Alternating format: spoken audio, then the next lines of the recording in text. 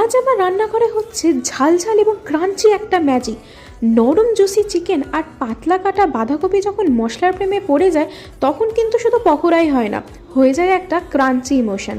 চা হোক কিংবা কফি, যা কিছুর সাথে এই রেসিপি কিন্তু বানাবে পারফেক্ট জুটি। চলো আর বেশি বকবক না করে এই রেসিপিটা ঝটপট দেখে নেওয়া যাক। দেখো, তার জন্য আমি আগে প্রথমে কেটে নিয়েছি পেঁয়াজ আর বাঁধাকপি, তারপরে দিয়ে দিলাম গ্রিন চিলিস, এরপরে দিয়ে দিলাম স্বাদ মতো নুন। হাতের সাথে সব কিছু ভালোভাবে মাখিয়ে নিতে হবে। তারপর এতে অ্যাড করব চিকেনের পিসগুলো। আপনারা এখানে বোনলেস এবং বোনসহ চিকেনও ব্যবহার করতে পারেন। এরপরে দিয়ে দিচ্ছি কিছু মশলা, যেমন ginger garlic paste, chilli powder, turmeric powder, Kashmiri red chilli powder আর জিরা পাউডার। এরপরে হাতের সাহায্যে সব কিছু ভালোভাবে মাখিয়ে নেব। আমাদের এখানে চিকেন ম্যারিনেশন একদম কমপ্লিট হয়ে গেছে। আপনারা চাইলে এটিকে 1 ঘন্টা অথবা 2 ঘন্টার জন্য এমনভাবে রেখে দিতে পারেন।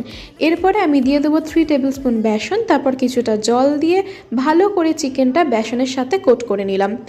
আমাদের চিকেন ম্যারিনেশন পুরো কমপ্লিট। এরপর আমরা ওপর দিয়ে ছড়িয়ে দিলাম ফ্রেশ ধনেপাতা কুচি। ব্যাস, এবার আর কি 80% রেসিপি তো কমপ্লিটই হয়ে গেছে। এরপর গরম তেলে একে একে ছেড়ে দিতে হবে এই চিকেনগুলো আর ভাজতে হবে যতক্ষণ না এরকম গোল্ডেন গ্লো চলে আসে। তাহলে বলো এই রেসিপিটা কেমন লাগলো? তাহলে অবশ্যই লাইক করো, কমেন্ট করো আর বন্ধুদের সাথে শেয়ার করো রেসিপিটি। আর হ্যাঁ, ভিডিওটা সেভ করতে ভুলবে না।